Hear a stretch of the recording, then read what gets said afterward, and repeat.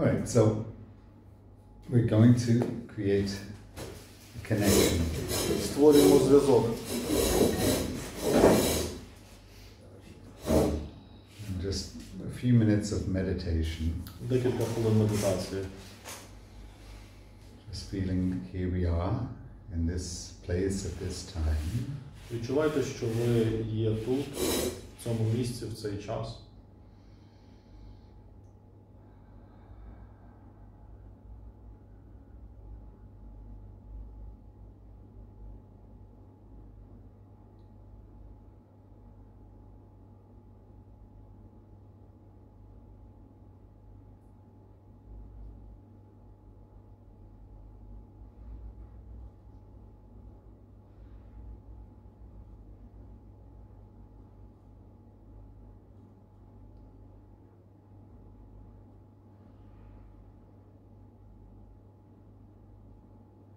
One way of looking at our life Один з способів подивитися на наше життя is that we are always going to the right place at the right time.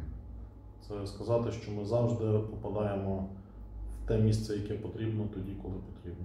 Call it going with the flow. І називати це йти з потоком. Or trusting that life takes us to the place we need to be. Або довіряти, що життя веде нас туди, куди нам потрібно. We meet the people we need to meet. Ми зустрічаємо людей, яких нам потрібно зустріти. And this is what we can also call as following the destiny. Це також можна називати йти за долею. Sometimes we don't understand why we have to be in a certain place at a certain time. Деколи ми не розуміємо, чому нам потрібно бути в якомусь конкретному місці в якийсь конкретний час. But perhaps we understand later. Можливо, ми зрозуміємо пізніше.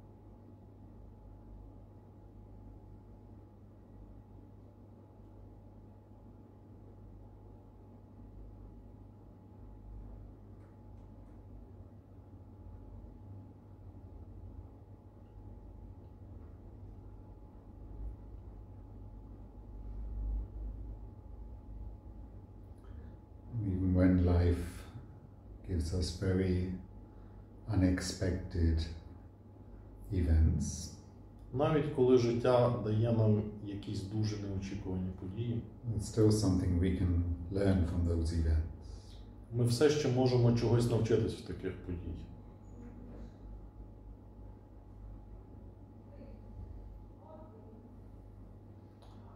Or we have a choice either to fight, to not accept life events, І ми можемо або боротися з цим, щоб не приймати такі події з життя, від життя. or we can try to understand why life is giving us this challenge. Або ми можемо намагатися зрозуміти, чому життя дає нам такий виклик.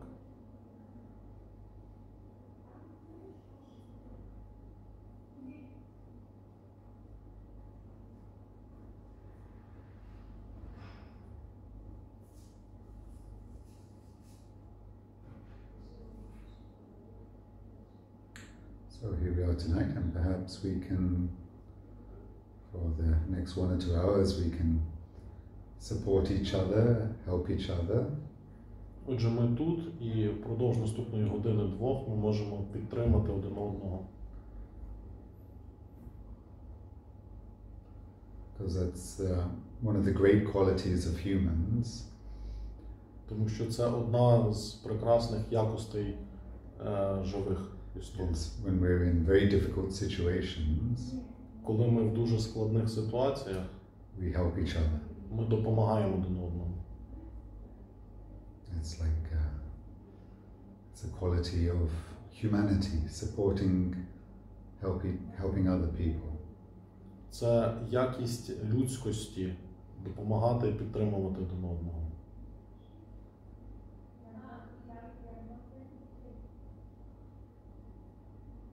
So perhaps we can all contribute something to our meeting tonight. Тому, напевно, ми можемо, кожен з нас може вділити якусь часточку для сьогоднішньої зустрічі.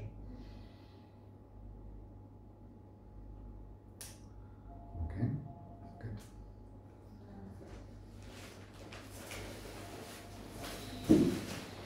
So, when the war started, Отже, коли почалася війна, I was actually in our other home in Turkey. Ми були в нашому іншому будинку в Туреччині. We were supposed to come 1 month later. Ми мали приїхати лише через місяць. To Bucha. В Бучу якраз. Because the last seminar I had in Ukraine was actually in Bucha last December. Бо останній семінар, який ми проводили, ми якраз проводили в грудні в Бучі. And we were planning to do another seminar in March. І наступний ми запланували буде на березень. And of course it's just a few kilometers from where the terrible events have happened. Це лише декілька кілометрів від тих місць, де трапилися жахливі події. So of course we stayed in Turkey. Звичайно, що ми залишилися в Туреччині. But then a few weeks ago, while doing meditation, але декілька тижнів тому, коли я був в медитації, I got the feeling it's time to come back and try to support the people in Ukraine. В мене з'явилося відчуття, що потрібно повертатися і підтримувати людей України. So we've planned 2 seminars. Тому ми запланували 2 семінари. So this weekend is what's called the New Reality. Ми запускаємо те, що називається Нова Реальність. Which is an adaptation of grief therapy. Яка є адаптацією терапії горя, терапії суму. So that was actually one of the groups we were planning to do. Це насправді одна з груп, яку ми планували зробити. This group we call the Art of Dying. Яка називається Мистецтво помирати. It's to help people pass through, like if your parents die or someone you love dies, we go through different stages of grief. Це процес, який з'являється, коли, можливо, хтось з батьків помирає, або хтось з людей, яких ви любите, помирає. І це проходження через різні фази цього процесу. So,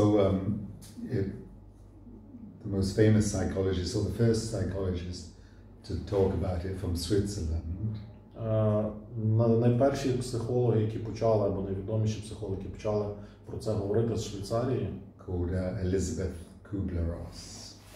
Елізабет Кублер-Росс wrote a book called On Death and Dying.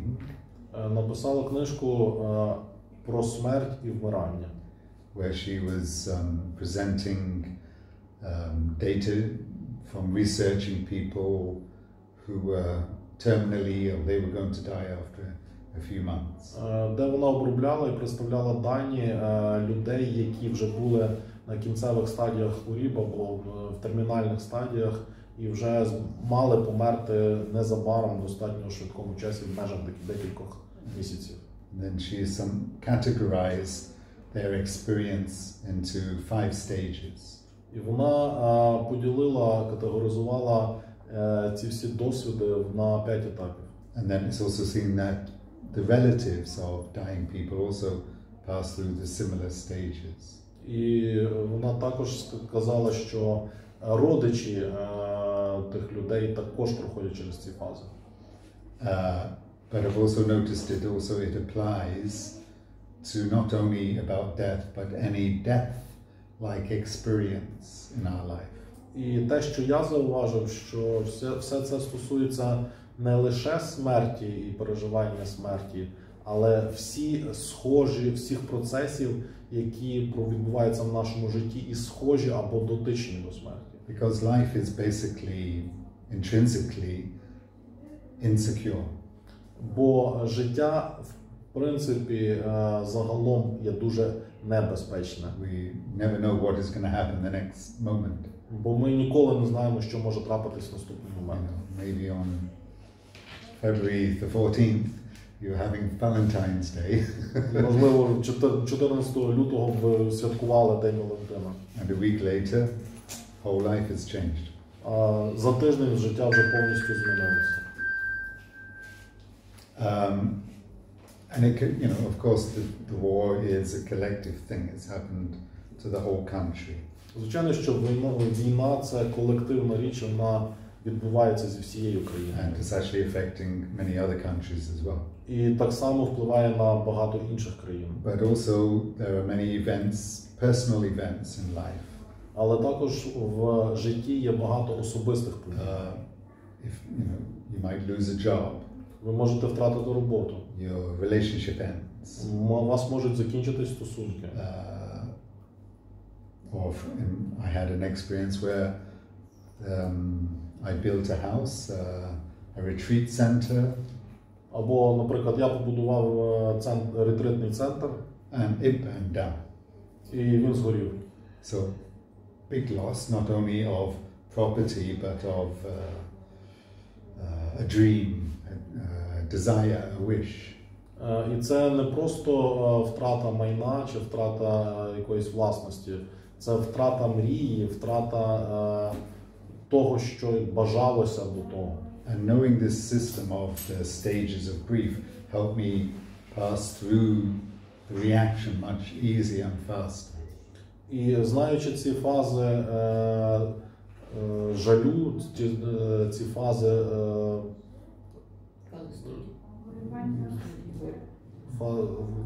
фази переживання, мені це дало можливість легше це все вийти. So anything that we have a psychological and emotional attachment, connection to, коли в нас є якийсь психологічний, емоційний зв'язок, if it's suddenly taken away from us, якщо його раптом від нас забрати, we're going to have a response, a reaction to it. Ми можемо проявляти якусь реакцію. So, of course, if your parents die, or your husband, wife dies, or your children die, звичайно, що якщо помирають ваші батьки, або дружина, чоловік, або діти помирають. Of course, we usually have a very strong emotional connection to those close people. У нас дуже сильні емоційні зв'язки з такими людьми.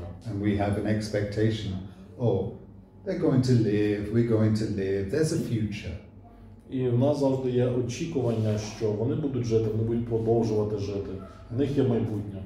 But then suddenly, it's gone, they're gone. Але раптом вони зникають, вони пропадають. Accidents are another common situation, like нещасні випадки – це ще один тип ситуації. Car accident or, наприклад, автомобільна катастрофа. So when these sudden events happen and we lose someone or something that we have a strong connection with, коли трапляються такі раптові події, ми втрачаємо зв'язок з тими людьми, яких ми любимо, then often our first reaction is shock. Тому тоді наша перша реакція – це шок. But there are different forms of shock. Але є різні форми шоку. Very commonly there's a psychological form of disbelief, not believing what has happened. Перша стадія психологічна – це зневіра. Ми перестаємо вірити в те, що відбувається. Many people report when they've seen an accident that they thought, they're watching a Hollywood movie. Багато людей казали, що коли вони бачили аварії, їм здавалося, що вони дивляться якесь голлівудське кіно. It's like the mind cannot understand that this is reality. Розум не може зрозуміти, що це реальність. And actually there's a biological basis why our mind does that. І є психологічна основа, чому наш розум так себе поводить. If our mind disconnects us from the reality, коли розум від'єднує нас від реальності, even for a few moments, навіть на декілька митей, it helps us physically to make other action so we can continue to survive. Це дозволяє нашому тілу здійснювати інші дії, які дозволяють нам виживати. So biologically there's even this phenomena that someone who gets an injury, they cannot feel the injury for the first few seconds. Біологічно вважається, що людина, яка зазнала травми, не може відчувати цю травму декілька секунд. You don't feel the pain immediately. Ви не відчуваєте біль негайно. Actually, the more serious it is, the less pain you feel. Actually. Чим серйозніша травма, тим менше ви її зразу відчуваєте. And that gives you little time to do something to survive that. І це дає вам час, щоб змогти вижити через біль. Of course, it depends on the injury and the situation. Звичайно, що це все залежить від травми і ситуації. But we could see there's actually an advantage to shock. Але так ми можемо побачити, що є перевага шоку. That actually you can just do something practical. Що можна зробити щось практичне. So, for example, when a parent dies, наприклад, коли родитель помирає, usually in the family there's at least one person зазвичай в сім'ї є хоча б одна людина, who actually just puts all their focus into the practicalities. Яка всю свою увагу сфокусовує на практичності. If it's really the death has happened, someone's got to arrange the funeral. Якщо стається смерть, то хтось повинен зайнятися похоронами і так далі. If everybody is in shock and cannot move, do anything. Якщо всі в шоці і не можуть не рухатися, ні нічого робити.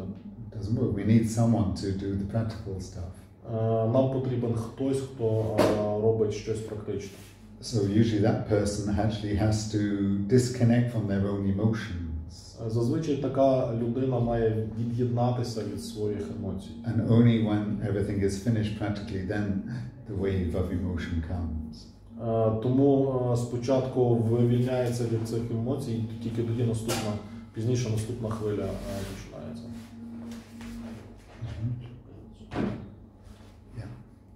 So that there's a physical reaction that we call shock. There's a mental reaction we call shock. Є фізична реакція, яку ми називаємо шоком. Є думкова, ментальна реакція, яку ми називаємо шоком. And as I'm trying to say, it is partly natural. І те, що я намагаюся сказати, що це частково природній варіант. But the problem is if we stay stuck in that shock. Але проблема в тому, що якщо ми застрягаємо в цьому шоці, if we don't allow the emotions to come, і ми не дозволяємо емоціям проходити, it's like then that person will be like permanently in a frozen state. Тоді така людина буде перманентно, постійно в замороженому стані. And that often manifests as hypersensitivity. І може починати проявляти надчутливість, гіперчутливість. A lot of fear and paranoia. Багато страху, параної. So also PTSD. Також ПТСР, посттравматичний синдром. Of course, PTSD we first know about it from soldiers. Звичайно, що ми перше, про що ми згадуємо при ПТСР, це про солдат. That it's really hard to be in a situation where death is happening all around you. Звичайно, що дуже складно перебувати постійно в ситуації, коли смерть весь час навколо вас. And so that the soldiers' minds are in shock.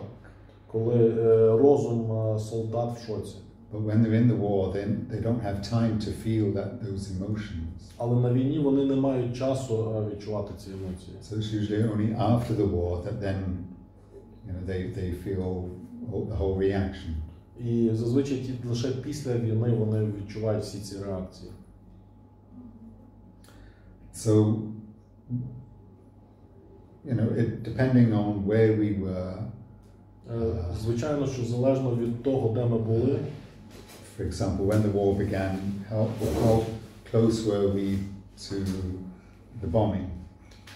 Коли почалась війна, наскільки близько ми були від бомбьожок. And I noticed, of course, those people that were really in the dangerous situation. Я зауважив, що люди, які були в небезпечних ситуаціях, they have more likely they are in shock. Тоді вони набагато швидше можуть стати в шоку.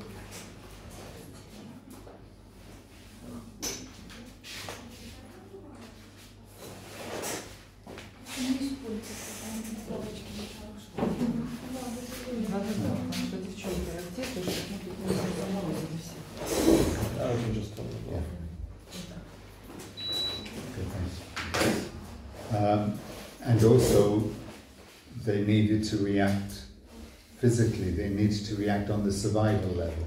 І звичайно, що вони повинні були реагувати на фізичному рівні, на рівні виживання. So often in my teaching, часто у своїх навчаннях I mention another concept. Я згадую ще одну концепцію. That we have 4 layers of our being. Ми маємо 4 шари нашого буття.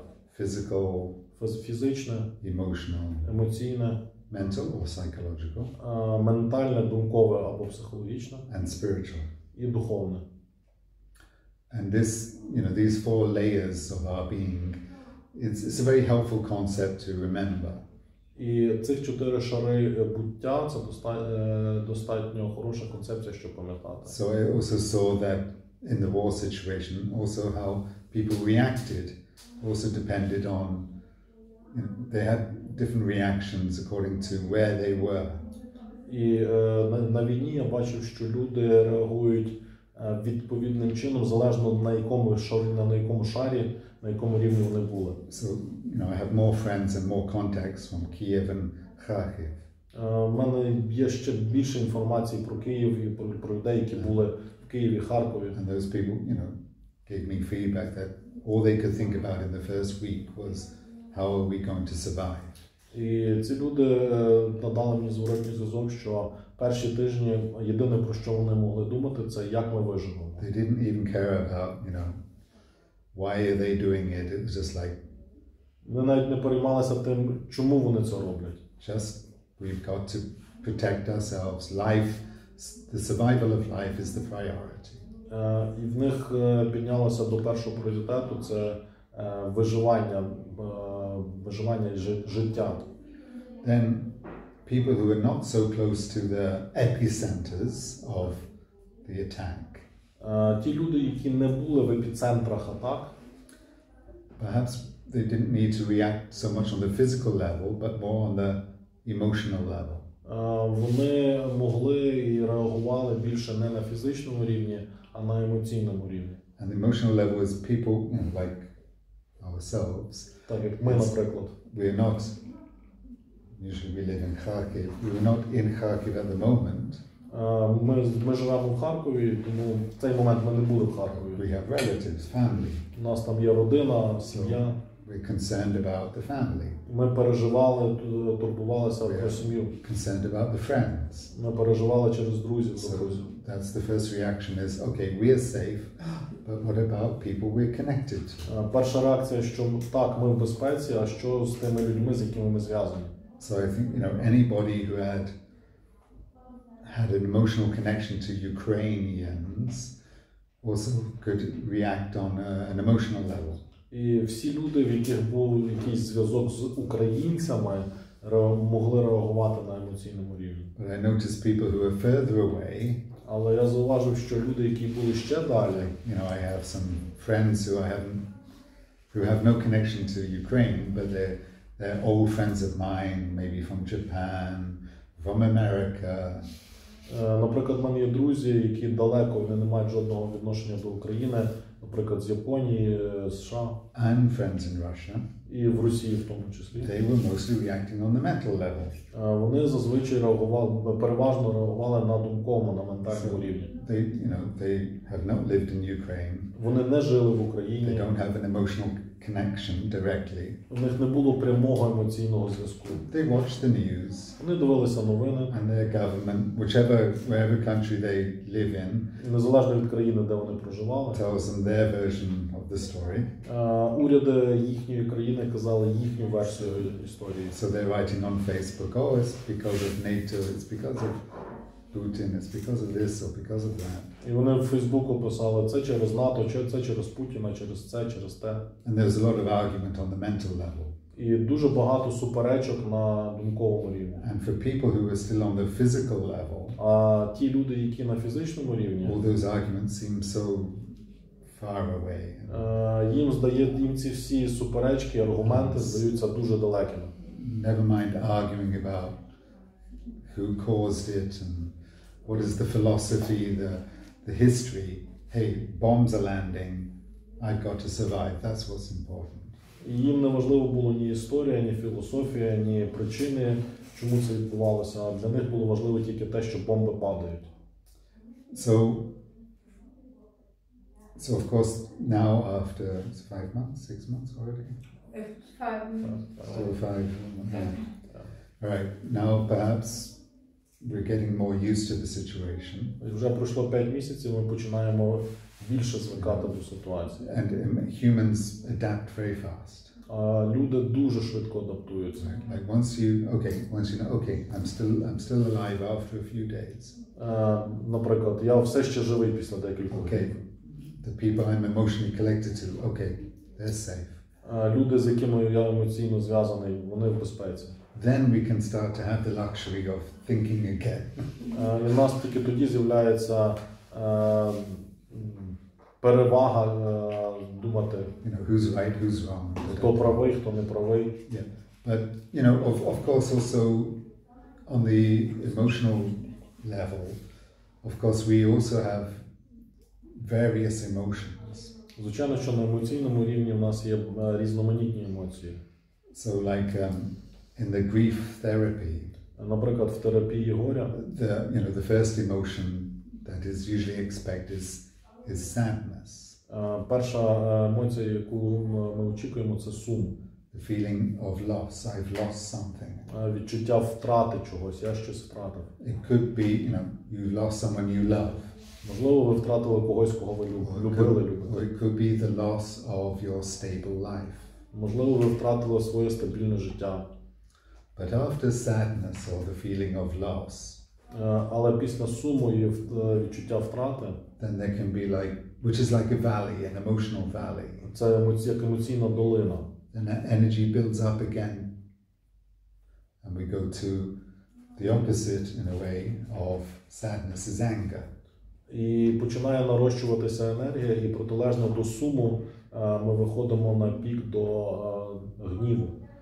And probably most of us felt angry at the politicians, гніву and the soldiers, до політиків, гніву солдат, who are doing the attacking. Які атакують. So, but when you have strong anger, але коли у вас сильний гнів, but you can't express it, але ви не можете його виразити. Because the person that's doing the action isn't, thousands of kilometers away, you can't touch them. Оскільки ті люди, які роблять ці дії тисячі кілометрів від вас, ви не можете доторкнутися до цієї людини. What are you going to do with your anger? Що тоді ви будете робити з своїм? If you don't move, свою ярістю. If you don't move physically when you're angry. Якщо ви не рухаєтесь фізично, коли ви роздратовані. If you don't find a way to express your emotion. У вас нема засобу виразити свої емоції. Then the anger can turn against yourself.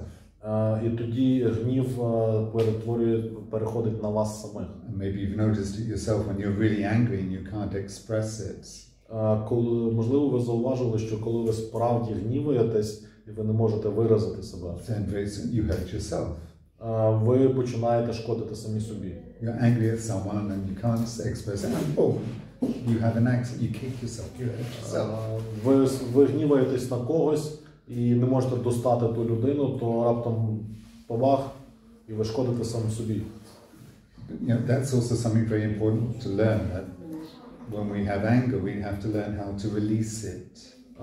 Це те, що потрібно навчитися робити. Якщо в нас є гнів, ми повинні навчитися відпускати його, випускати. You know, if we're angry at Putin, but we can't do anything to him.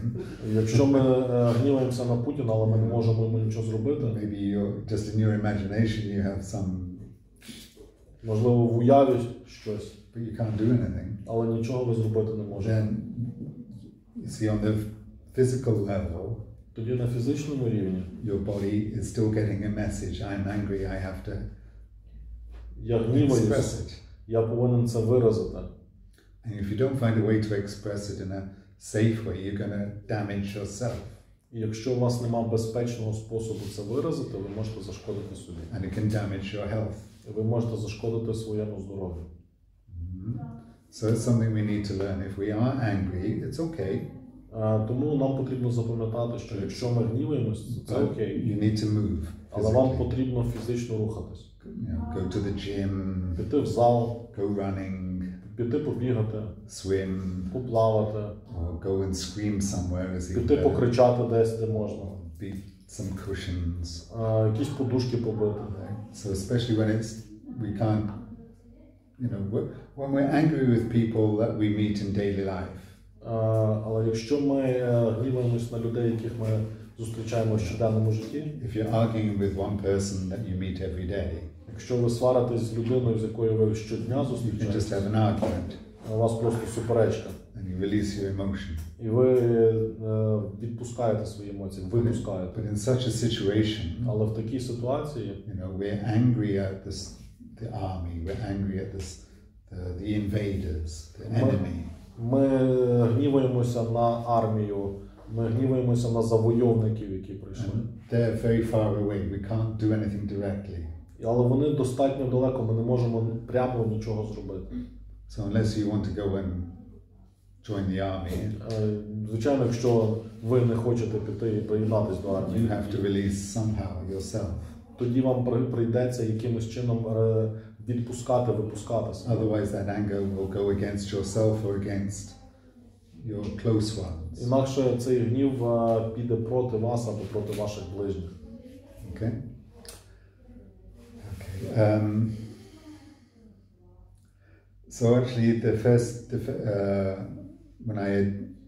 the usual grief therapy, we mostly focus on the death of loved ones and preparing for our own death. В терапії горя ми зазвичай фокусуємося на втраті близьких і те, як ми переживаємо смерть.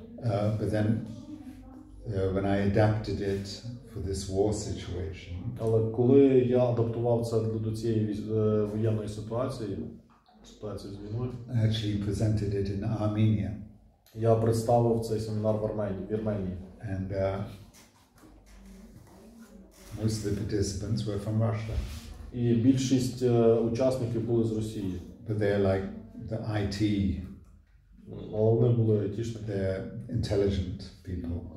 Розумово розвинені люди. Most of them left Moscow or Peter within 1 or 2 weeks of the war starting. І більша частина з них виїхала з Москви або з Петербургу в межах тижня-двох після війни. And they don't agree with the war. Вони не погоджуються з війною. But they know that they can't stop it. Але вони знають, що вони не можуть її зупинити. So they left to go live in another country. І вони виїхали, щоб жити в іншій країні. And it was actually really nice for me to, in a way, to meet such intelligent Russians. Для мене було приємно зустрітися з такими розумними росіянами. Who are creative people and з творчими людьми. They also can speak out. They don't agree with the politics of their country. Вони можуть висказуватися, коли не погоджуються з політикою своєї країни. But still, you know, their reactions are different than people who are Ukrainian, of course. Але звичайно, що їхні реакції інші, ніж реакції українців. Some of them also talked about the shame they felt. Також дехто з них говорив про сором, який вони відчувають. You know, it's like not exactly guilt. Це не зовсім вина. But they feel because they are coming from this country. Але через те, що вони походять з цієї країни. And that country has such an awful politics. І країна має таку жахливу політику. That they feel shame that they somehow belong to that country. Вони відчувають сором, що вони належать до такої країни. Even though on the mental level they can say, oh, I don't believe in the politics, I don't agree with it. Навіть якщо на думковому рівні вони можуть казати, що я не погоджуюсь з політикою. Still they had an emotion of shame. Все ще в них залишається емоція сорому. And that is like, it's another stage of grief that is often forgotten about or not paid enough attention to. А це ще один аспект горя, якому часто не приділяють достатньо уваги. So there are many possible emotional reactions. Є багато ймовірних емоційних реакцій. The sadness, anger, Сум, гнів, shame, сором. Guilt can also come. Вина також може з'являтися. Usually as a shadow of anger. Як тінь гніву. So often when we're looking at grief therapy individually, часто, коли ми працюємо з терапією горя індивідуально, common situation is your parents are dying. Пересічна ситуація, наприклад, помирають ваші батьки. You go to one doctor, they say da-da-da-da. Ви йдете до одного доктора, він щось говорить. You get angry at that doctor. Ви гніваєтесь на цього лікаря. Your diagnosis is wrong. У вас неправильний діагноз. And you go to another doctor. Ви тоді йдете до іншого. And they say the same. Він каже те саме. Then you feel guilty that I was angry at the doctor. І тоді ви починаєте відчувати вину, що ви гнівались на лікаря. He was doing his job. Він робив свою роботу. But I was not, how to say, the anger was like not accepting the reality. Але гнів не сприймав реальність. The reality is death is going to happen. Реальність – це те, що смерть має відбутися. And grief happens because we are not accepting. І горе починається тому, що ми не приймаємо. So this whole concept of the stages of grief are to help us to come to acceptance. І всі ці стадії горя мають дати нам можливість прийти до прийняття. So, we go from sadness to anger. Від суму, через гнів, to guilt. До вини. Then there's a stage of bargaining, which is like наступна стадія торгування. Kubler-Ross said it's like people are praying to God and saying, "Hey God, if I'm a good person, you will take away this illness, please." Торги, коли люди моляться Богу, кажуть: "Боже, якщо я хороша людина, то забери від мене цю хворобу." But it still happens. Але все ще таке трапляється. And then that takes the person down into depression. І тоді людина може впасти в депресію. When you realize there's nothing is working, there's no way to change the situation. Коли нічого не може змінити ситуацію. But eventually, hopefully, a person can come to full acceptance. Але потенційно, ймовірно, людина все ще може прийти до повного прийняття. Now, I've also been noticing like the collective mood. Я також зауважив колективний настрій. Of course,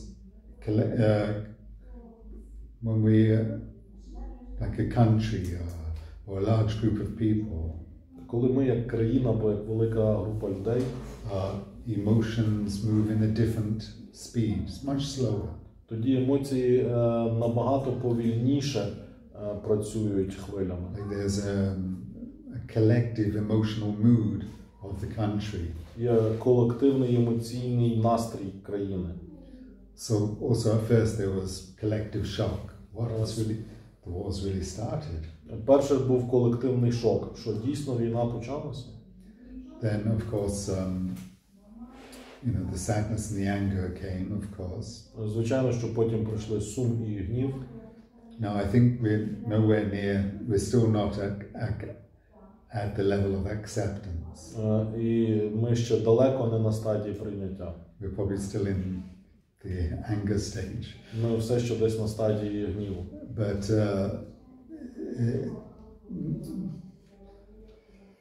maybe there are different emotional reactions going on now. Зараз, можливо, різні емоційні реакції відбуваються. Of course, we all have our own individual reactions. Звичайно, що в нас є свої індивідуальні реакції. Also, we have to make choices for our own life. І ми повинні робити вибір в своєму житті. But also, we are part of a collective.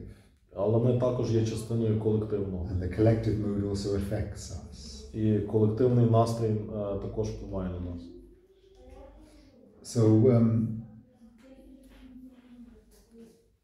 So in this adaptation of the grief therapy, і ця адаптація терапії горя, we also see how can we take this concept ми розбираємося, як ми можемо взяти цю концепцію and how to apply it to get a more positive outcome for our own life. І отримати набагато позитивніший вихід в нашому житті. Because I think it's not just the final stage of grief is not just about acceptance. Остання стадія горя – це не є стадія приймання. It's about creating a new life for yourself. Це створення нового життя для себе. It's like the whole event questions or helps us question what is the purpose of my life. Весь світ допомагає нам запитати, яка ціль, яка призначення нашого життя. What am I? Because when you realize you might die this week, you might die next month. Коли ви думаєте, що ви можете померти цього тижня, наступного місяця, you begin to think, what is the purpose of my life? Ви починаєте задумуватися, яка ж ціль мого життя, яке призначення мого життя. Or perhaps you've heard of the phenomena of the bucket list. Можливо, ви чули про феномен bucket list? Bucket list. Bucket list, yeah. Можливо, ви чули про феномен списків, створення списків. Yeah, it's an English-American slang word. Це термін на позначення. Because one of the slang words for dying in English is to kick the bucket. Це в англійській мові один з американізмів. Копнути відро – це означає померти. Це bucket list, список з відра. You make a list of all the things you want to do. Це робите з перелік всього, що ви хочете зробити. Before you die. Перед тим, як померти. And then there's actually a good film about that. Є хороший фільм на цю тему. Was it Morgan Freeman and Пока не сыграл вещь. Пока не сыграл вещь. Until you kick the bucket. Yeah. Until you. we saw it actually. Morgan Freeman and he's usually a bad guy, mafia guy. Yeah, famous actor. I always forget his name. І ще хтось. Not Robert De Niro, but someone like that. I always forget.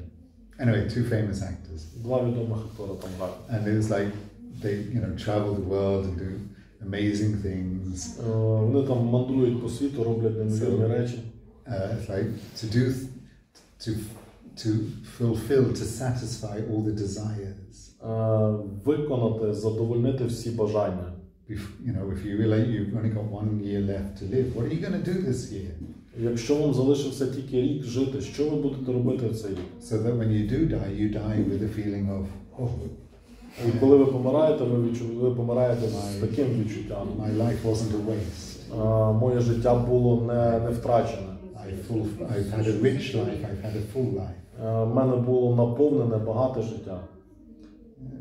So that's a more positive outcome than just saying acceptance. Це позитивніший вихід, ніж просто прийняття. A feeling of fulfillment. Відчуття наповненості, виконаності.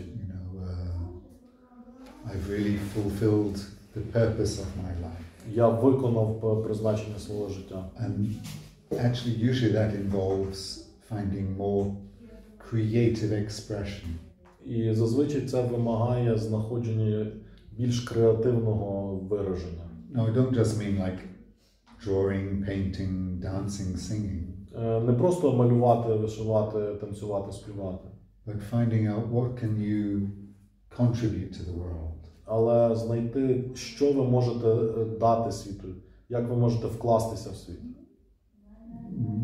What does each of us have as a unique quality that we can make this world a bit of a better place? Що в кожному з нас є такого унікального, що може допомогти зробити трішечки кращим цей світ. So, tragic events, Тому трагічні події, war, війна, pandemic, пандемія, accidents, аварії, ill health, хвороби, погане здоров'я. whether it's the whole country or just you, Чи на рівні країни, чи просто ваше. these events are going to happen sooner or later in our life. Ці події раніше чи пізніше все одно стаються в нашому житті. And we could just try to survive the event, І ми можемо просто спробувати вижити в цій події. or we can try to learn from the event Або ми можемо навчитися щось в цій події. and make it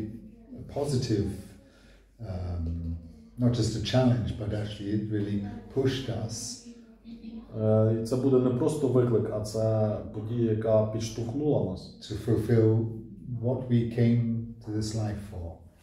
Підштовхнула нас зробити те, заради чого ми прийшли в це життя.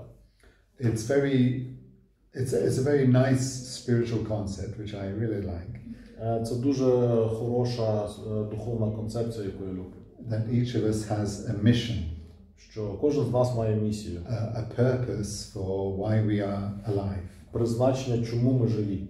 Not just to eat, Не просто, щоб їсти, piss, shit, fuck. пісяти, какати, трахатись. It's not just basic survival, Не просто базове виживання, but something that makes us feel more fulfilled. але яке заставляє нас відчувати більш реалізованими. And not even just to have pleasure in life. Не просто навіть мати приємність життя, Not just to have задоволення в житті. material success, Не просто матеріальний успіх, but actually to feel your heart is more fulfilled. але відчувати, що ваше серце більш реалізоване.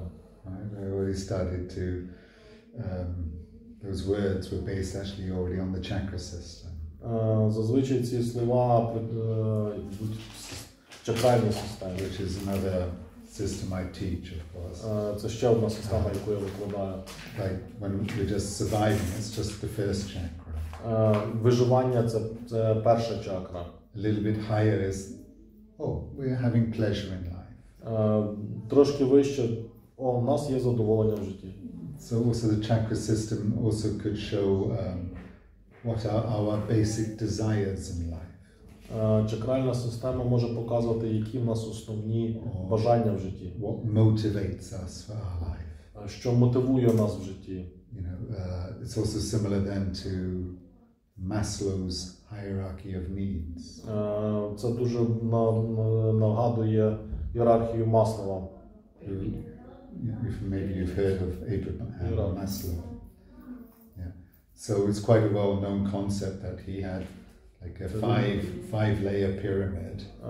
Це відома концепція, п'ятирівнева піраміда. Which is actually based on what motivates people. Яка базується на тому, що мотивує людей. And what motivates people is often to fulfill their needs. І те, що мотивує людей, це зазвичай виконання їхніх потреб. So he talked about on the first level, people are just trying to satisfy their physiological needs. Маслоу каже, що на першому рівні люди намагаються задовольнити свої фізіологічні потреби. Which in chakra system is like the first chakra, survival. В чакральній системі це перша чакра виживання. Then on the next level we can say it's the need for pleasure. На другому рівні ми теж можемо сказати потреба в задоволеннях. The need for feeling belonging to connection to other people. Або бажання відчувати себе з'єднаними з іншими людьми. And we could go a bit higher, like third chakra need would be the need to feel success. Трошки вище ще на третій чакрі це бажання відчувати успіх. That I've achieved, some great. Що я досягнув чогось великого. Ego status often. Часто це статус его. Or people respect me as I'm a great manager. Або люди мене поважають, бо я хороший менеджер, видатний менеджер. Society respects me. Або суспільство мене поважає. And that's actually already a higher level for many people. І це для багатьох людей найвищий рівень. But when we get to the fourth chakra, Але коли ми переходимо на четверту чакру, we feel value that we've contributed something more loving to the world. Ми відчуваємо, що ми зробили якийсь внесок в цей світ. So those people are not so motivated by success or money. Такі люди менше мотивуються грошима чи успіхом. They feel and actually also there's been many psychological researches Було багато психологічних досліджень about successful people. Про успішних людей. That after a certain level of money, it doesn't matter how much. If you have millions or billions, it doesn't matter. Після цього рівня вже після певного рівня грошей не залежить, скільки ви маєте, чи мільйони, чи мільярди. It doesn't matter if you have 100,000 or 100 million.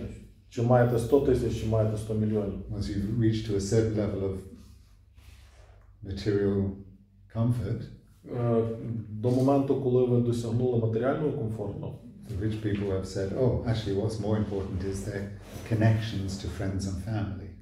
То багаті люди кажуть, що тут вже важливіше зв'язок з друзями і родиною, сім'єю. But even more value, you can feel it when you have really helped other people. Але ще більшу цінність ви відчуваєте, коли ви допомагаєте іншим людям. Helping other people is nourishing for your heart. Допомагати іншим людям – це плекати своє серце. Not because other people say you're a good person. Не тому, що інші кажуть, що ви хороша людина. You're such a good person. Або ви така хороша людина. But it's the feeling that you have helped other is the reward in itself. Але тому, що допомога іншим – це сама по собі нагорода. So if you've acted out of love, якщо б ви діяли з любові, your own heart fills with love.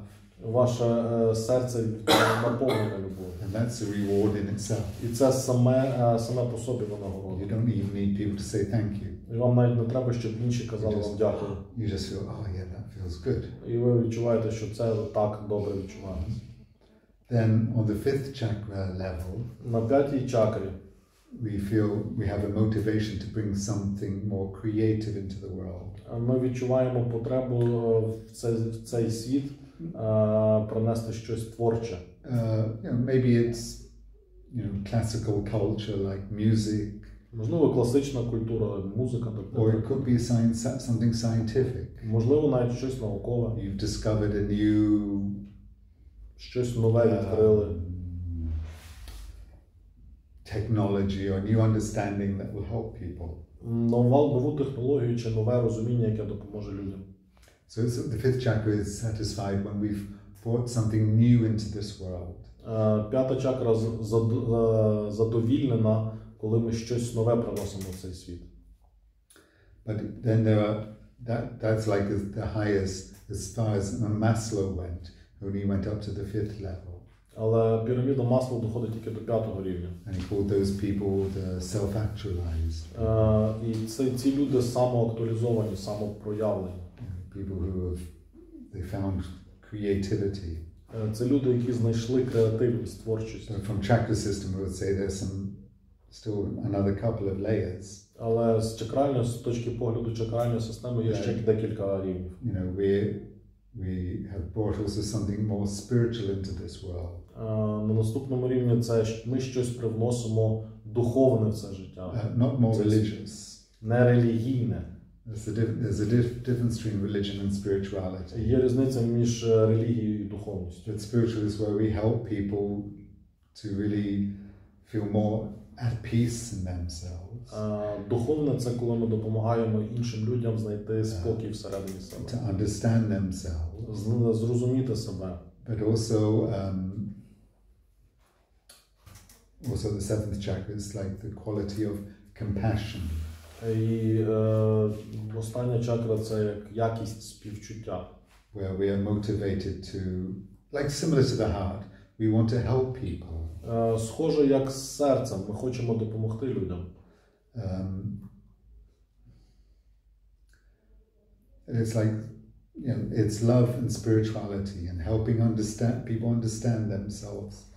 Це як любов і духовність, допомагати людям зрозуміти самих себе. And we're really looking for bringing more consciousness into this world. І ми шукаємо, як привнести більше свідомості в цей світ. And if we have higher consciousness, і коли в нас вища свідомість, there will be less harm. Буде менше шкоди. When people live from the fourth chakra higher, коли люди піднімаються з четвертої чакри і далі, but especially sixth or seventh chakra, особливо на шостій, сьомій чакрі, they can't hurt another person. Вони не можуть шкодити іншій людині. You know, our politicians are living at the third chakra. Наші політики живуть на третій чакрі. They're living at the level of the ego. Вони живуть на рівні его. They will tell their soldiers, go kill those other people because they belong to a different group. Вони наказують солдатам піти вбити цих людей, бо вони належать до іншої соціальної групи. So there's been thousands of war for thousands of years. Тисячі воєн вже були, відбувалися продовж тисяч років. And there probably will be more wars in the future. І можливо в майбутньому будуть ще війни. Of course, it's hurting us right now because we're involved in it. Звичайно, що зараз нам це шкодить, бо ми в це втягнуті. And also one of the wounds is that division. І одна з ран, яка зараз є, це поділ. It's like your neighbor attacks you or your cousin attacks you. Це так, як сусід вас атакує або двоюрідні родичі вас атакують. Like when one family is divided. Коли одна сім'я розділена. But whether we call it the Slavic family divided. Ми можемо казати, що слов'янська сім'я поділена. But actually, on a higher level, the humanity is divided. Але на вищому рівні це людство розділене. As soon as we say, I belong to one group. Як тільки ми скажемо, що я належу до однієї групи, and they belong to another group. А вони належать до іншої групи. And it might be we are white people and they're black people. Це може звучати як ми білі, вони чорні. Or we are Russian and they're Ukrainian. Або ми росіяни і українці, або навпаки. Or we are Chinese and they are something else. Або ми китайці і ще хтось. As long as we say, as soon as we think I am this and they are that. Як тільки ми починаємо думати, що я це, а вони це, we have created division. Ми створили поділ. And the extreme expression of division is war. І екстремальне або кінцеве вираження поділу – це війна. If we can raise our energy up to the seventh chakra, then there's no division. Якщо б ми змогли підняти наш розум на сьому чакру, то там нема поділу. All humans are the same. Тоді всі люди однакові. Also, men, women is another major division in life. Наприклад, чоловіки і жінки – це теж одне з великих розділень в житті. Perhaps some countries now are trying to dissolve this division between men and women. І зараз деякі країни вже, напевно, намагаються розчинити цей поділ між чоловіками і жінками. Or LGBT. Або ЛГБТ. Okay, your sexuality must be like this, not like that. І ваша сексуальність має бути така, а не така. Right? It's this, you know, authoritarian regimes Авторитарні режими try to control every aspect of your life. намагаються контролювати кожен аспект вашого життя. How you live your sexuality, Як ви живете своєю how сексуальністю, you dress, як ви how you вдягаєтесь, behave, how як ви you think. поводитесь, як ви думаєте. You know, so these are all low chakra energies. Це все енергії нижніх чакр. And so, you know, part of my therapy and Частина моєї терапії my colleagues' therapies and і терапії моїх колег, the effort of spiritual masters as well і зусилля, старання духовних майстрів is try to help all of us go beyond divisions. Це допомогти всім нам вийти за межі розділення. And if there's less division, there will be less violence, less war. Якщо буде менше розділення, то буде менше насильства, менше воїн. But also the divisions in the world can only be healed Але, звичайно, що поділи у світі можуть бути зцілені, if the divisions are healed inside us. якщо поділи всередині нас зцілені. А якщо я відчуваю біль, це яка із стадій переживання цього горя? If I feel pain, what's the stage of this grief? Any of them, because В принципі, може бути будь-яка з них. well, Each. yeah, any of those stages can have pain. There's physical pain, emotional pain. Будь-яка з тих стадій може мати біль, емоційна, фізична біль. Pain is an indication something is not right. Біль – це визначення того, що щось не так. So when you say pain, what do you mean? Physically, emotionally? Що ви маєте на увазі під біль? Hard pain, because I cannot Більше емоційна біль. this reality, yes, I cannot accept this Yes. reality. Yeah. It's Що hard я to не me можу very, прийняти цю very much. реальність. Yeah. Мене My болить. heart. Well, you know, we cannot jump to the end. Ми не можемо стрибнути в кінець. It's a bit like the system. Also a bit like the chakra system. These Це як чакральна concepts система. Ці концепції show. It's like having Google Maps. це як мати Google карти, Okay, Google you мапи. want to go from here to there, Ви хочете звідси піти туди, but still you have to go through all the stages. You have to, але все одно потрібно пройти через всі ці стадії. so it just gives us an idea that at the end will be acceptance. Але це дає нам розуміння, що в кінці буде прийняття. But in the middle, there's still pain. Але всередині все одно біль. And maybe that pain is saying, I'm still angry. Можливо, ця біль – це я все ще гніваюсь. And I'm not ready to forgive. Я не готовий пробачати. Because also forgiveness is part of the last stage. Тому що прощення – це одна з частин останнього етапу. I'm not ready to forgive Putin. Я не готовий пробачати Путіна. I'm still angry at him. Я все ще гніваюсь на Even нього. though I know that anger doesn't help. Навіть якщо я знаю, що гнів не допомагає. Of course, I would like Звичайно, що я хотів би finish it. закрити його But питання. actually, I know that just cut off the head of the snake. The snake is still might be living. Але я знаю також, що якщо відрізати змії голову, то тіло все одно ще може рухатися. So it's like this, more like not like a snake, more like a mythological monster with many heads. You know, you cut off one head, another head grows. Горгона. Це як міфологічна істота, яка одну голову відрізаєш, дві з'являється. The Hydra or whatever. Yeah, some ancient Greek mythology. Yeah. So it's, yeah. But then, how to say, I can accept I still have anger. Але принаймні я можу прийняти, що в мене все ще гнів. You know, I understand. Oh, it's not spiritually perfect. Я розумію, що так, звичайно, я не духовно досконалий. Spiritually perfect. Oh yes, Putin, I forgive you. Духовно досконалі, так, Путін, я тебе пробачаю. If I meet him here, I'll kill him. You know? Щоб я його тут зустрів, його вбив. But it's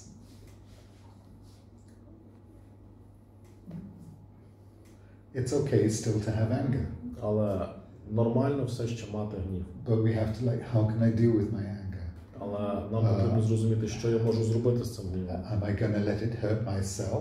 Чи я дам йому зашкодити мені? Or can I use that anger in a more creative way to help myself? Чи я можу заставити цей гнів, щоб він допоміг мене якось творчо виразити? Why else might we have pain? Maybe not only anger. Чому ще ми можемо мати біль, а не гнів? I have a lot more love. Можливо, в мені більше Maybe любові. there's love for some people I haven't fully expressed. Можливо, я не виразив всю любов до людей. So it might be the pain is not only negative, there might be a positive reason for having pain. Можливо, це не тільки негативні випадки, коли відчуваєш біль, але ще може бути позитивна невиражена біль. If we can see it like how Ukraine is responding, is that actually some way people feel more supporting each other. Якщо ми подивимося, як українці реагують, вони відчувають більше підтримку один одного, підтримуючи один For одного. 30 years, oh yeah, I'm Ukrainian, oh yeah, what's that? 30 років відбувалося, та я українець, і що? But now there's more of a clear idea, Ukraine is standing for some more modern ideals. А зараз ідея, що Україна стоїть за сучасні ідеали. So actually, of course, it's hard to say it, but there is a positive aspect of the war. Важко це казати, але є позитивні аспекти війни. That now Ukraine has to make a clear decision. Це те, що Україна зробила чіткий вибір. For 30 years it's like, well, maybe we're this way, oh, maybe we're that way. За 30 років було, може сюди, або може But сюди. now it's clear, we're going another way. Чітко зрозуміло, що ми йдемо в іншому напрямку. And that way is more to, you know, supporting liberal values, more Western probably. І тут more freedom, підтримка і проживання більше, напевно, свободи, більше західних цінностей. More future. Більше майбутнього. Because, you know, if we look at it more from a distance, what's happening? Тому що якщо ми дистанціюємося трішки від того, що відбувається. Why does the war happen now? Чому війна зараз відбувається? Because it's 30 years since the end of Soviet Union. Тому що 30 років пройшло з того часу, як Радянський Союз розпався. So from astrology we know that's the Saturn return. З астрології ми знаємо, що Сатурн повертається. So Saturn return is like, okay, if you don't know astrology. Нормально, якщо ви не знаєте астрологію. There's this planet up there called Saturn. 29 years. 29 and a half years. Є така планета Сатурн. 29,5-30 років. So if you think about it, when you were all, some of you may be under 30, if you're under 30, you don't know yet, but if you're over 30...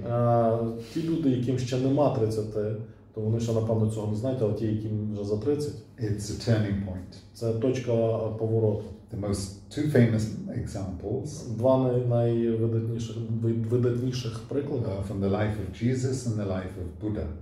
Це з життя Ісуса, з життя Будди. When Jesus was 30, he went into the desert for 40 years. Коли Ісусу було 30, він пішов в 40 days. Пішов в пустелю на 40 днів. Maybe it felt like 40 years. Then afterwards he started to teach. І тільки після того він почав вчити. When Buddha was 30, he left the palace and went to the forest to meditate for 6 years. Коли Будді було 30, він покинув палац і пішов в джунглі на 6 років медитував. So their spiritual life began at 30. Їхнє духовне життя почалося в 30. Now, everybody, when we are 30, we go through a time of realizing our childhood is finished. Коли ми досягаємо 30 років, ми починаємо розуміти, що наше дитинство закінчилось. Now I am an adult. Тепер я дорослий. Some people like decide, okay, that's the time to get married, or that's the time to have a baby. Хтось каже, що пора одружуватися, хто каже, що пора народжувати дітей. Or now's the time to find the job I really want to do. Можливо, знайти роботу, яку я дійсно хочу. It's also linked, Saturn is also, can be called, linked to time and karma. Сатурн може бути прив'язаний до часу. It's like one wheel or one turn І як of the карма, wheel як of один оборот karma. колеса, один оборот карми. So 30 years, about 30 years. Біля 30 років. Soviet Union is finished. Об'єднання завершено. But some people want to start again. Але деякі люди хочуть знову It's почати. basically it's the old mentality Це стара ментальність, стара versus парадигма. a new mentality. І є нова парадигма. So the conservative mind wants, Консервативний розум they think the better future is to go back to the past.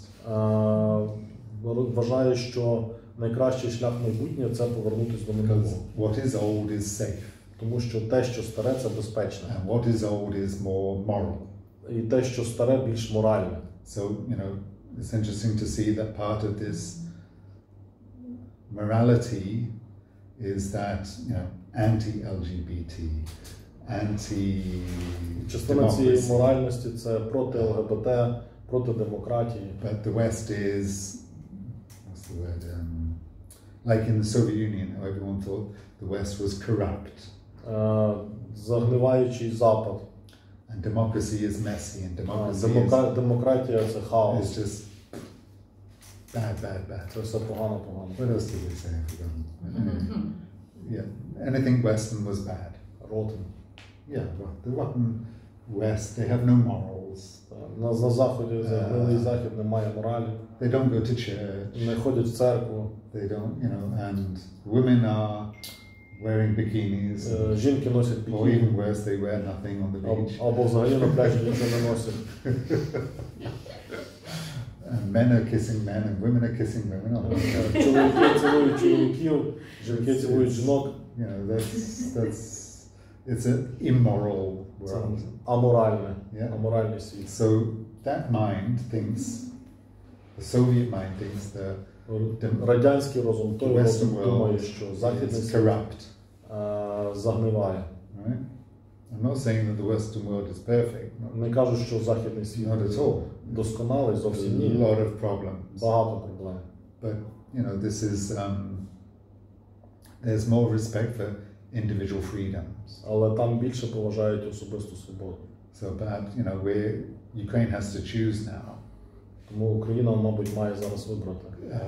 There was a potential, I think, Мені здається, що був потенціал for Ukraine to be the link between the East and the West.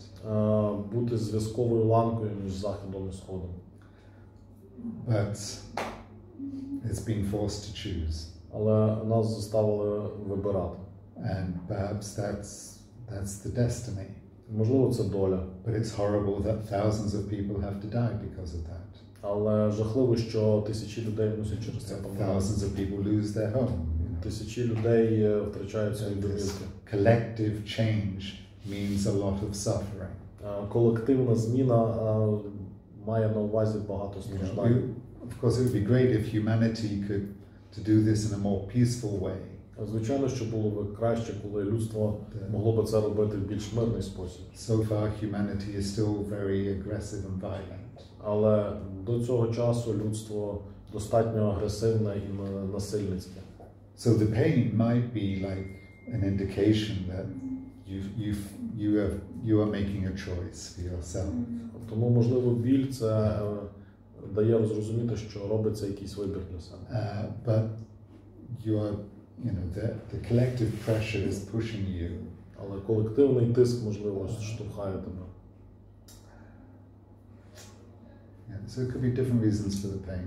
Можливо, різні. But of course, or just you're feeling the collective pain. It's like not just your pain. Можливо, це біль не твоя, а колективна біль. Every time a missile lands in.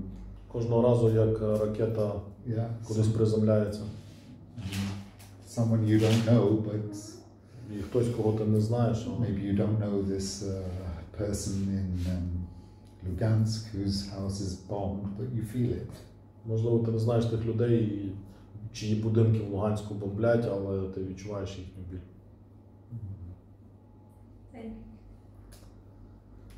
Yeah.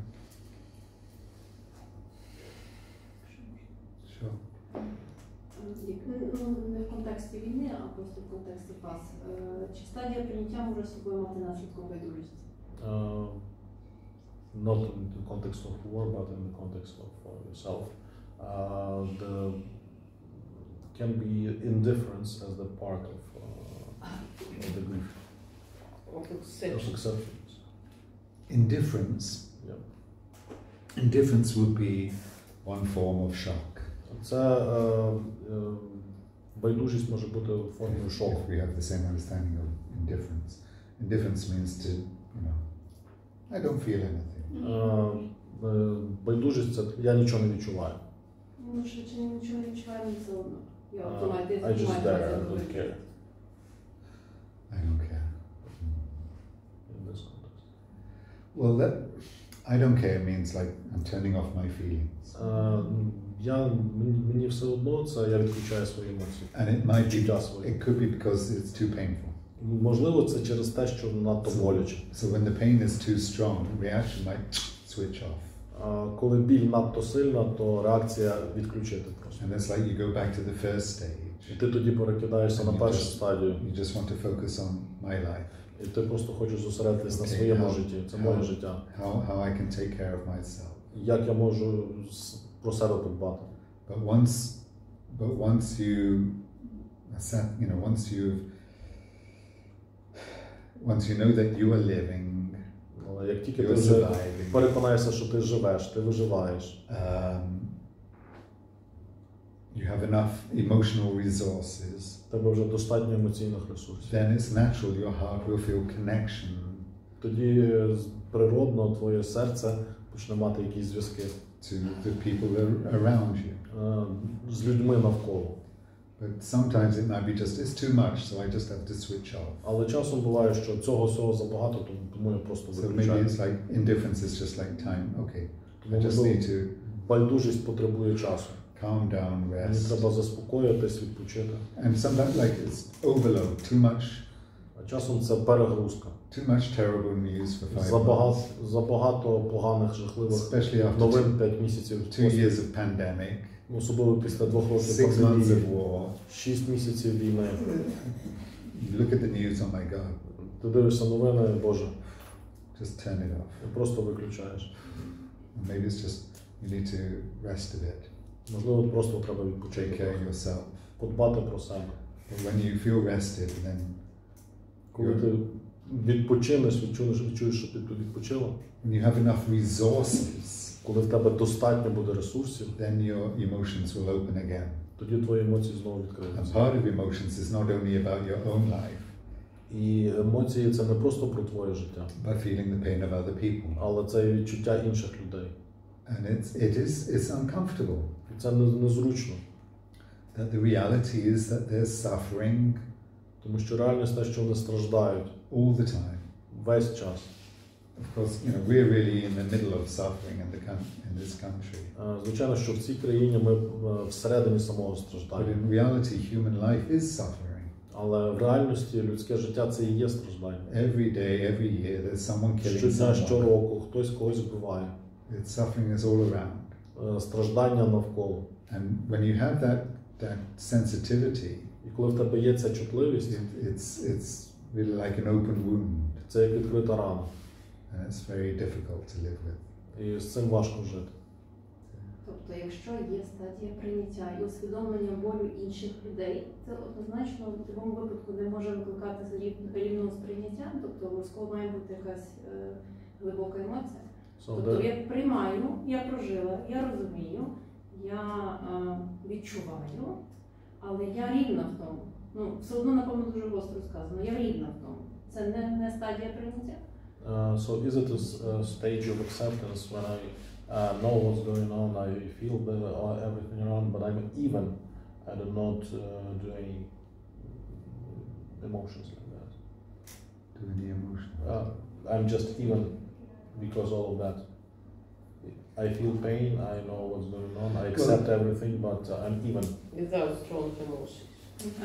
It's not right? Well,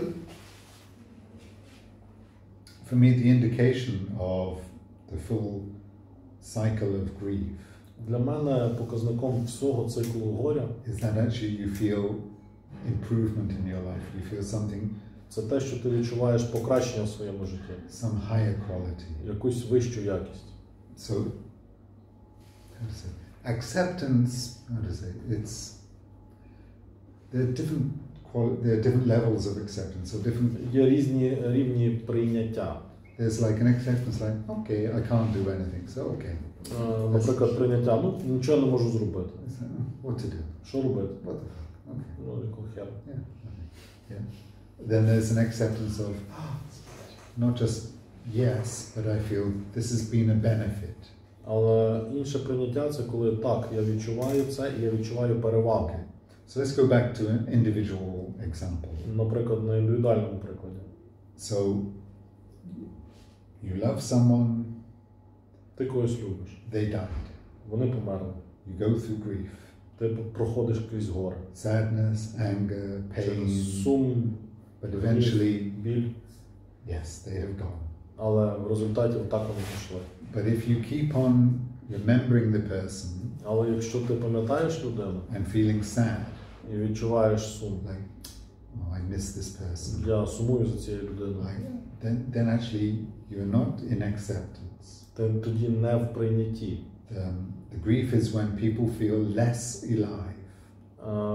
Горе – це коли люди відчувають себе менш живими. So when people are stuck in the grief, Коли люди застряють в горі, they lost their loved one, вони втратили своїх коханих, and they feel they are less alive. і вони відчувають себе менше живими без них. So their mind is still stuck with Тому the розум memory. все ще застряг в пам'яті. The indication that they've passed through the healing. Показником того, що вони пройшли через це зцілення, It's not just at the same level, but higher. це не є просто на цьому самому рівні, а вище. Not that they forgot that person. Це не обов'язково стосовно цієї людини. They feel grateful. Вони вдячні цій людині. We had time together. У нас був хороший час разом. Now they've gone. Тепер та людина But пішла. now I have a better life. І в мене тепер краще життя. So perhaps, if it's like if you had a husband, he died. Наприклад, якщо у тебе був чоловік, він помер, And you'll never marry again. і ти знову ніколи не одружишся. Then actually Тоді це you're not healed. ти не зцілений. But if you marry again, Але якщо ти знову одружишся, and you feel the first marriage helped you, і ти відчуєш, що перший шлюб тобі допоміг, even your dead husband, you feel he would approve, he would be happy that you've married again. і твій перший чоловік був би радий, схвалив би, що ти знову одружилася. Then it's like, then there's a healing. Тоді це зцілення. So now in this collective situation, В цій колективній ситуації we're not there yet. ми ще не там. First, the war has to end. Спочатку війна повинна закінчитися. Then there has to, and we don't know how long this will last. І ми не знаємо, скільки вона протриває. Then there has to be a healing Тоді повинно бути зцілення for this society для цієї спільноти. and for that society. І для тої спільноти. Right? And that could be many generations. Це може бути багато поколінь. It is possible. Це можливо. It's rare, but Це рідко. like Germany joined together again. Наприклад, Німеччина знову об'єдналася. There are many countries that are split. Є багато країн роз'єднані. We've just been in Cyprus. Ми щойно були на Кіпрі. And everybody's forgotten. І всі забули. 1974, there's a horrible war. В 74-му році була жахлива війна. And still now the Greeks hate the Turks and the Turks hate the Greeks. До цього часу греки ненавидять турків, турки ненавидять греків. It's just a frozen conflict. Це просто заморожений конфлікт. Palestine, Палестина, Israel and Palestine, it's for 5,000 years. Ізраїль з Палестиною 5000 років. There's a danger that what has happened now can last for 5,000 years. Є ймовірність того, що те, що зараз відбувається, може тривати 5000 років. But Germany is a good example. Але Німеччина Не матеріалізуйте таких думок. But also South Africa is another good example. Наприклад, Південна Африка – це хороший приклад. The blacks and the whites. Білі і чорні. It's maybe not perfect. Можливо, це не досконало. But they found a good way not to blame each other. Але вони знайшли спосіб, як не винити один одного. But collectively see how can we heal. Але знайти, як ми разом можемо зцілити країну. That's what's really needed. Це те, що було потрібно. But then, if it is healed, Але тоді, коли це зцілено, our life will be better. Наше життя стане кращим. That's a big level, collective level. Це великий колективний рівень. But what we can do in our life Але те, що ми можемо зробити в is to своєму житті, see, who do we have conflict with? Це знайти того, з ким ми маємо конфлікт, подивитися, з ким ми маємо конфлікт. Do I need to add fuel to that conflict? І чи нам потрібно підливати паливо в цей конфлікт? So actually, I had some conflicts before the war. Там в мене були якісь конфлікти перед війною. Some ex-colleagues. Деякі попередні колеги. We had some disagreements. У нас були деякі непорозуміння. We stopped working together. Ми перестали працювати разом. When the war came, I like, okay, forget the conflict, let's just connect again. Коли почалася війна, я сказав, давайте забудемо про конфлікти, починаємо працювати. Okay, we had a disagreement. У нас була просто непогодженість. Disagreement now seems small. Зараз це виглядає дуже невеличким. And I care about them more than our technical conflict. І я бачу, що зараз я за них переживаю більше, ніж технічний конфлікт. So we communicated. Ми поспілкувалися. We're not working yet together, but ми ще не працюємо разом. But, we're.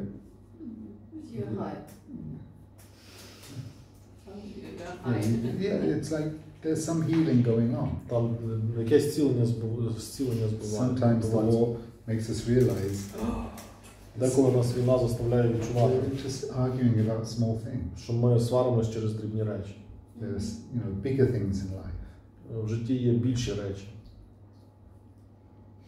Тобто ознакою зцілення буде, коли ми... So the indication of the healing is... Для чого нам була та війна? Why did we need this war? Зробимо висновки і буде, як вдячність якась там має бути в кінці. І and if you do some conclusions, should we have a kind of gratefulness? Yes, that gratitude is one of the indications of healing, yes. Так, це один з показників зцілення. Even though it still hurts, навіть якщо все ще болить, you feel, okay, it was a difficult process, but... Це був важкий процес, але... Yeah.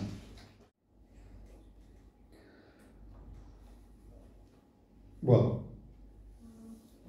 part of what we need to learn also in the first stage is how to stay grounded. Частина того, що нам потрібно навчитись на першій стадії, це як залишатися заземленим. How to stay connected to reality. Як залишатися приєднаним до реальності.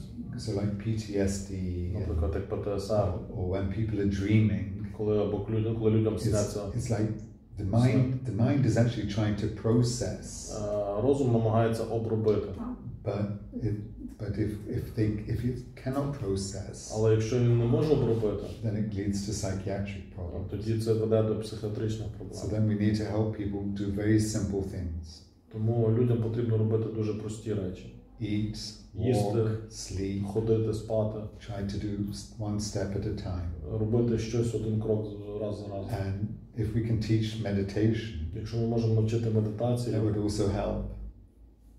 Це також допоможе. To try to disconnect from the thoughts. Щоб від'єднатися від думок. Or because when it's natural that the brain is trying to process the images. Природно, що мозок намагається обробити зображення. If we've seen shocking things. Якщо ми бачили шокуючі речі. The mind is trying to process. Мозок намагається обробити. But then the problem is if the mind starts to add to it, like, this is bad, this is terrible. Але якщо проблема в тому, що якщо мозок починає додавати до нього, це страшно, це неприємно. It's like we could say there's a difference between the biological brain. Це коли біологічний мозок and the mental reaction. І думкова реакція, ментальна реакція.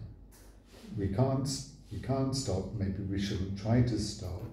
Ми не можемо зупинити, можливо, ми не маємо намагатися зупинити. The biological brain trying to process the information. Коли біологічний мозок намагається обробити інформацію. But we can try to teach people to not feed the fire, not add more to it. Але ми можемо допомогти людям навчитися не підкидати палива туди, не підкидати вогонь туди. To have fear is one way natural. Мати страх – це нормально, природно. But to be afraid of fear Але боятися страху is when I have fear, but it's bad to have fear. В мене є страх, але це погано мати страх. Then we get worse. Тоді нам стає ще гірше. Then fear becomes paranoia. Тоді страх стає параноєю. So we have to try and teach people it's natural you're afraid. Ми повинні навчити людей, що природно боятися.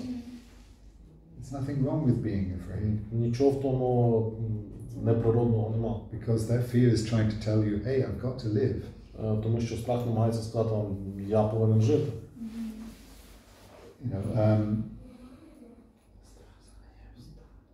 You know, maybe it's not such a tragic, but just my own story.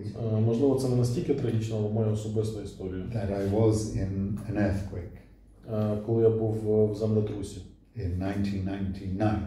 1999 I was living in Taiwan. Я жив в Тайвані. And there was one night. І одної ночі. Just gone to bed. З Тибету. I mean, it's a country that has many earthquakes. Це країна, в якій багато землетрусів. But that night, 7.6, very strong. Дуже сильно, 7,6 балів. The fault line. І сама лінія. Was only like 100 meters away. I didn't know.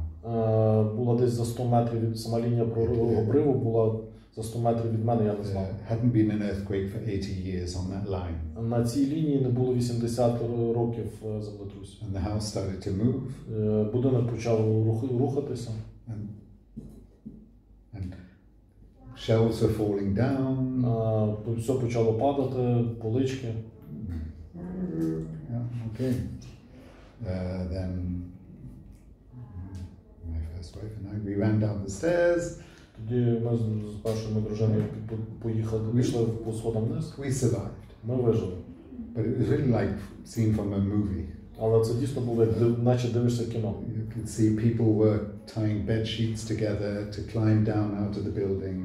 Дивитися, як люди зв'язували простині разом, щоб спуститися з другого поверху. Some people threw out the mattress and jumped from. Деякі люди викидали матраси на вулицю, стрибали. Jumped from the building onto the mattress. In our building, only one person died. В нашому будинку лише одна людина померла. Because the whole first floor. Тому що весь перший поверх просто склався. 7 floors. Там 7 поверхів було. But 6 floors collapsed. Просто 6 поверхів впало. So one person did die. Одна людина померла. But then you could see how buildings look like this were now like this. То ти бачив, як будинки спочатку стояли так, а пішли так. And we'd spend all night in the car park. Ми провели всю ніч на парковці. And then the next day there's earthquakes. Наступного дня знову землетруси. So for months afterwards. Десь за місяць після того. There are many earthquakes. До місяця часу ті землетруси відбувалися. Then I think actually I remember some months later I went to I was leading a group in St. Petersburg. Я пам'ятаю, що десь за місяць після того я вів групу в Петербургу. And there's like a school building. Там був будинок. But like the tramway just like 50 meters away. І десь 50 метрів трамвай від нього. But Soviet style, it's like з радянського стилю. When the tram goes past, the whole building. Коли трамвай проїжджає, весь будинок трясеться. My body every time is. Моє тіло так реагувало. So in my mind, в мене в голові no shock. Шоку нема. But my body every time is Але ready. тіло кожного разу було готове. For several years. Декілька років. And then and for a long time I was struggling. І довший час я боровся. That I shouldn't be afraid. Я не повинен боятися. I know meditation. Я знаю медитацію. Meditators are not afraid. Медитатори не бояться. But then, we accept it. Ми це приймаємо. I should accept that. Я повинен це прийняти. Yeah, I'm a good meditator. Я хороший медитатор. And then it's like I accepted. Okay, the body has its fear. Але тіло мало свій страх. And the body was ready. Тіло було готове. because, you know, it's like to run out. Це як просто вибігти. And then maybe it took 5 years. Десь, може, років 5 зайняло. Just like the body had a shock. Тіло мало шок. Even though I was, you know, mentally not afraid. Хоча думково я не боявся. Actually, my first wife was very angry with me because моя перша дружина через це дуже сердилася. She ran out the building really fast and I just walked out quite slowly. You know? Вона швидко вибігла, а я просто повільно виходив. She was angry I was not afraid enough. І вона сердилася, що я недостатньо був наляканий.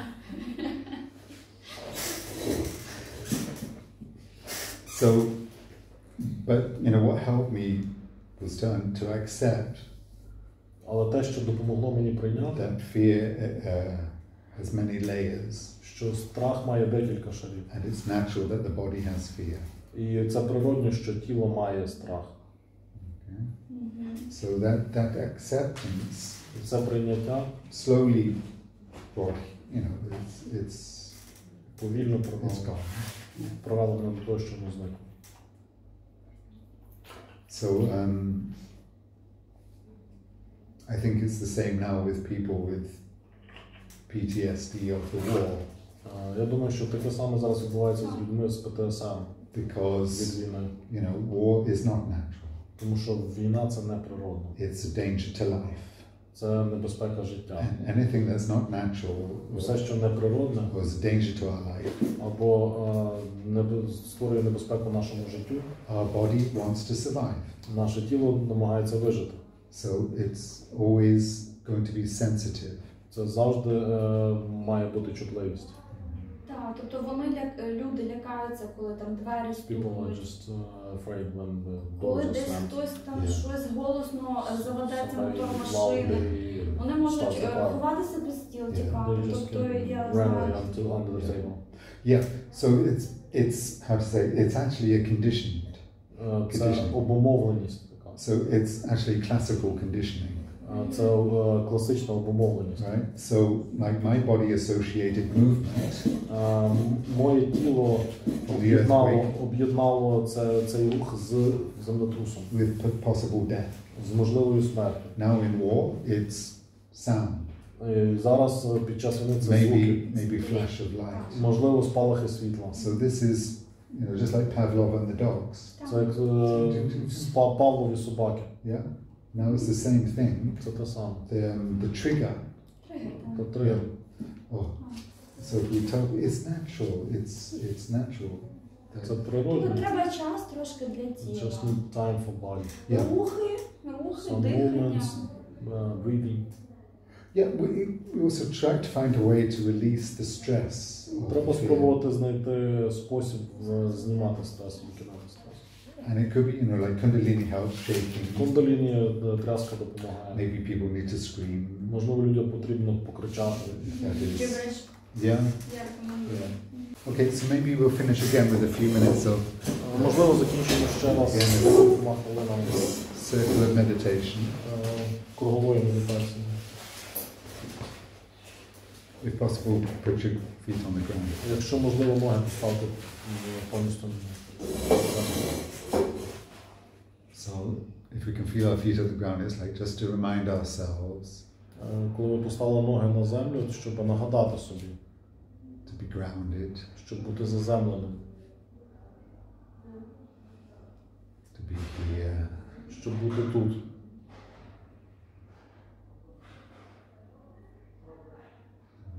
Possible to breathe slowly but deeply. Щоб глибоко і повільно дихати.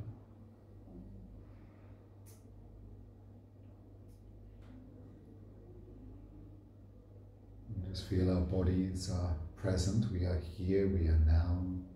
Відчуйте, що ваше тіло присутнє тут і зараз.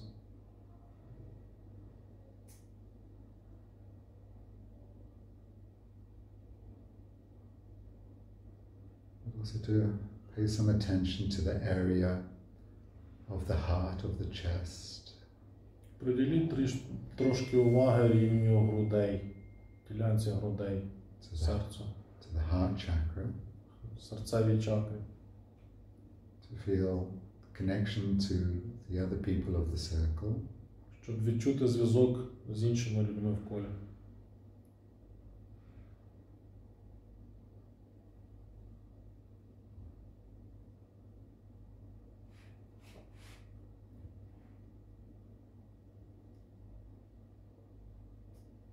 Perhaps we can feel some gratitude for what we have shared with each other tonight.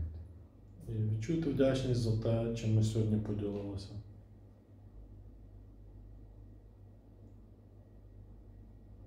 To feel the support of each other. Відчуйте підтримку один одного.